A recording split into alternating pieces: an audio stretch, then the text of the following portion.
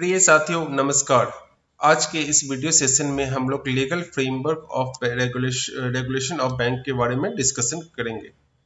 So let us start. Banks regulated by, banks को regulate कैसे किया जाता है? बीआर एक्ट 1949 और आरबीआई एक्ट 1934 के थ्रू रिजर्व बैंक और सेंट्रल बैंक को रेगुलेट करते हैं। इसमें बैंकिंग मीन्स, बैंकिंग का मतलब क्या होता है? इसमें बीआर एक्ट 1949 और में सेक्शन 5B में डिफाइन किया गया है कि बैंकिंग मतलब accepting deposit from public, public से पैसा लेना। इसमें किस लिए? For the purpose of lending, मतलब लोन देने के लिए और इन्वेस्टमेंट करने के लिए। लोन पब्लिक से पैसा डिपॉजिट और लोन का काम ब्रांचेज में देखा जाता है इसमें, लेकिन इन्वेस्टमेंट का काम बेसिकली स्पेशलाइज्ड ब्रांचेस या कंट्रोलिंग ऑफिस में किया जाता है इसमें। Deposit can be withdrawal, deposit को विड्रॉल किया जा सकता है कैसे? चेक के थ्रू, डीडी के थ्रू और अदर मोड में किया जा सकता है। Under section 49A banking regulation act 1949 में bank can accept deposit withdrawal by cheque. सिर्फ बैंक ही है जो डिपॉजिट एक्सेप्ट करेगा और विड्रॉवल बाय चेक, मतलब चेक के थ्रू ही पेमेंट होगा इसमें। अदर एंटिटी में चेक के थ्रू पेमेंट नहीं कर सकता है इसमें। Licensing for banking, RBI licence is required. RBI की लाइसेंस किसी भी बिजनेस एंटिटी को बैंक का लाइसेंस लेने के लिए या बैंक चलाने के लिए आरबीआई की लाइसेंस की जरूरत होती है, और ये सेक्शन 22 ऑफ बीआर एक्ट में डिफाइन किया गया है इसमें। Use of word bank, bank word use करना, जिस एंटिटी को बैंक का लाइसेंस मिला है उसे बैंक वर्ड यूज करना मैंडेटरी होता है। सपोज कि जैसे कि बंधन बैंक को भी लाइसेंस मिला था तो बंधन बैंक यूज करना जरूरी होता है। पीएनबी जैसे हैं तो पंजाब नेशनल बैंक, ये बैंक जो है वो वर्ड यूज जरूर किया जाएगा। Other person can not be use this word. Other person कहने को, सपोज कि ये हिंदुस्तान यूनिलीवर है, ये बैंक का वर्ड, एफएमसीजी कंपनी है लेकिन ये बैंक का वर्ड यूज नहीं कर सकते हैं। जिनको लाइसेंस बैंक का मिला है वही बैंक का वर्ड यूज कर सकते हैं। बिजनेस ऑफ बैंकिंग, बैंक का बिजनेस क्या होता है इसमें? बैंक का बिजनेस होता है एक्सेप्टिंग डिपॉजिट, मतलब पैसा डिपॉजिट एक्सेप्ट करना। कैसे? एसबी के फॉर्म में हो गया, करंट अकाउंट के फॉर्म में हो गया, टीडी के फॉर्म में हो गया, आरडी के फॉर्म में हो गया। ये सब फॉर्म में बैंक पैसा कस्टमर से डिपॉजिट के रूप में एक्सेप्ट करते हैं इसे। लैंडिंग, पैसा जो डिपॉजिट के रूप में फिर क्या करते हैं, उसको लैंड करते हैं, मतलब लोन देते हैं। कैसे? तो सीसी नेचर के लोन हो जाएंगे, टीएल टर्म लोन हो जाएंगे, ये सब नेचर के लोन के थ्रू वो लैंडिंग करते हैं इसमें। बैंक पैसा बोरोइंग, दूसरे संस्था से बैंक बोरोइंग भी करते हैं इसमें। एलसी मतलब लेटर ऑफ क्रेडिट भी बैंक यूज करते हैं, जो कि बेसिकली इंटरनेशनल ट्रेड में काम होते हैं। बैंक गारंटी इशू करते हैं। Buying and selling of foreign currency, foreign currency का बाइंग और सेलिंग करता है। Bill of collection of bill, bill का कलेक्शन करते हैं। चेक का कलेक्शन करते हैं इसमें। सेफ डिपॉजिट प्रोवाइड करते हैं। इसके अलावा भी बैंक का बहुत सारा काम होता है इसमें। सेंट्रल गवर्नमेंट अंडर सेक्शन 60 में इस काम के अलावा बैंक को किसी और काम के लिए भी परमिट कर सकते हैं इसमें। सेक्शन 8 में bank can not do trading activity. कहने का मतलब है कि बैंक किसी भी सामान का डायरेक्टली और इनडायरेक्टली खरीद और बिक्री नहीं कर सकते हैं इसमें। खरीद और बिक्री बैंक किसका करेंगे इसमें? तो जो ट्रेजरी बिल हो गए इसका खरीद बिक्री कर सकते हैं इसमें।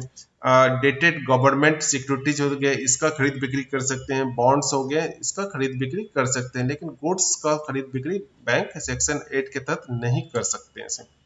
अंडर सेक्शन 9 में ये डिफाइन किया गया है इसमें कि बैंक जो है अपनी प्रॉपर्टी, मतलब ओन यूज प्रॉपर्टी को 7 साल से ज्यादा भी रख सकते हैं, लेकिन ऐसे प्रॉपर्टी जिसका बैंक खुद यूज नहीं कर रहा है, ऐसे प्रॉपर्टी को वो 7 साल से ज्यादा नहीं रख सकते। आईपी का मतलब इमूवेबल प्रॉपर्टी, ठीक है। कॉन्स्टिट्यूशन ऑफ बैंक, फ्रेंड्स अभी जो इंडिया में है वो 3 कैटेगरीज ऑफ बैंक है इसमें। एक body corporate under a special law, banking company registered under banking company act, और तीसरा है कॉर्पोरेटिव सोसाइटी सेंट्रल या स्टेट गवर्नमेंट में, स्टेट में वो रजिस्टर्ड होता है। पब्लिक सेक्टर बैंक, जो पब्लिक सेक्टर बैंक है इसमें वो अलग अलग टाइम टू टाइम एक्ट के थ्रू इनका क्रिएशन किया गया है। सब जैसे कि State Bank of India, State Bank of India Act 1955 के तहत इसका क्रिएशन किया गया है इसमें। नेशनलाइज्ड बैंक, ये बैंक कभी प्राइवेट हुआ करते थे जो कि बाद में नेशनलाइज किया गया था इसमें 1970 और 1980 जो है इसमें वो acquisition and transfer of undertaking act 1970 और 1980।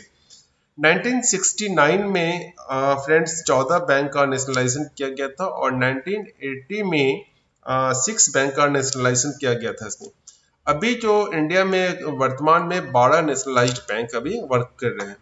Regional rural bank, RRB act ये लाया गया था 1976 में, ठीक है।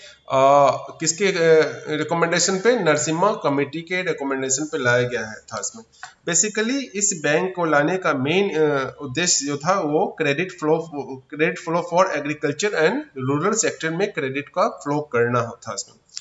अभी जो इंडिया में 43 आरआरबी काम कर रहे हैं, जो पहला आरआरबी है वो प्रथमा बैंक पहला आरआरबी है इसमें, जो कि 2 अक्टूबर 1975 को एस्टैब्लिश्ड हुआ था। कहाँ? मुरादाबाद में, बाद में, ठीक है। और इसके जो स्पॉन्सर उस टाइम में हुआ करते थे वो सिंडिकेट बैंक थे, और अभी इसके स्पॉन्सर हम है इसमें पीएनबी बैंक है इसमें। नेक्स्ट है Indian post payment bank. Normal activity generally ये और बैंक की तरह नॉर्मल एक्टिविटी ये जनरली इनका नहीं होता है इसमें, और ये बैंक एस्टैब्लिश किया गया था 1 सितंबर 2018 को, ठीक है। इसमें जो शेयर है इसमें गवर्नमेंट का 100% शेयर है इसमें। नेक्स्ट है बैंकिंग कंपनी। जो कंपनी इंडिया में रजिस्टर्ड है वो प्राइवेट बैंक हो गए इसमें, प्राइवेट बैंक, और जो फॉरेन में रजिस्टर्ड वो फॉरेन बैंक हो गए। सपोज जैसे क्या कि प्राइवेट बैंक में आईसीआई, एक्सिस बैंक हो गए और एचडीएफसी।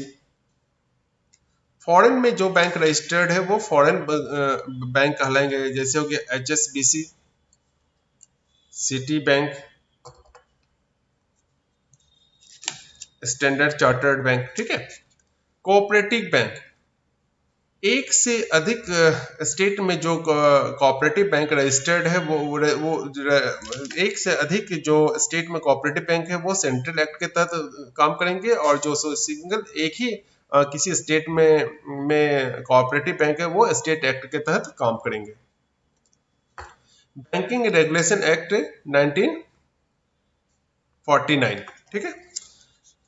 ऑब्जेक्टिव फ्रेंड्स, 1949 से पहले बैंकिंग का बहुत सारा स्ट्रक्चर या अलग अलग रूल्स हुआ करते थे। इसमें सभी को कंसोलिडेट करके एक एक्ट बनाया गया था जो कि बीआर एक्ट 1949 कहा जाता है इसमें, ठीक है। इस एक्ट में बैंकिंग जो रिलेटेड जो भी लॉ है इसमें उसको सारी को डिफाइन किया गया इसमें। 1965 से पहले ये एक्ट कोऑपरेटिव बैंक पर लागू नहीं थे इसमें, लेकिन 1965 के बाद ये एक्ट कोऑपरेटिव बैंक पर लागू हो गया। अभी भी ये act primary agriculture cooperative society और कोऑपरेटिव लैंड मॉर्गेज बैंक पर लागू नहीं है इसमें, ठीक है। कोई भी बिजनेस एंटिटी अगर बैंक चलाना चाहते हैं या बैंक में एंट्री करना चाहते हैं तो उसे लाइसेंस की जरूरत होती है, और वो कहाँ डिफाइन है इसमें? वो बीआर एक्ट में अंडर सेक्शन 22 में डिफाइन किया गया इसमें। बैंकिंग रेगुलेशन एक्ट में बैंक का जो बिजनेस हो गया, इसमें लोन्स हो गया, रेट ऑफ इंटरेस्ट हो गया, रिजर्व हो गया, ये सारे का डिफाइन बैंकिंग रेगुलेशन एक्ट में किया गया सर। बैंकिंग रेगुलेशन एक्ट के तहत कोई भी एक्ट के तहत किसी भी बैंक पर मैनेजमेंट का कंट्रोल किया जा बैंकिंग रेगुलेशन एक्ट के तहत कंट्रोल मैनेजमेंट का बैंकिंग कंपनी पे होता है इसमें, और इस एक्ट के तहत किसी भी बैंकिंग बिजनेस को सस्पेंशन या वाइंडिंग अप किया जा सकता है। Thank you friends. Next video में इस चैप्टर को हम लोग कंटिन्यू करेंगे इसमें। Thank you very much.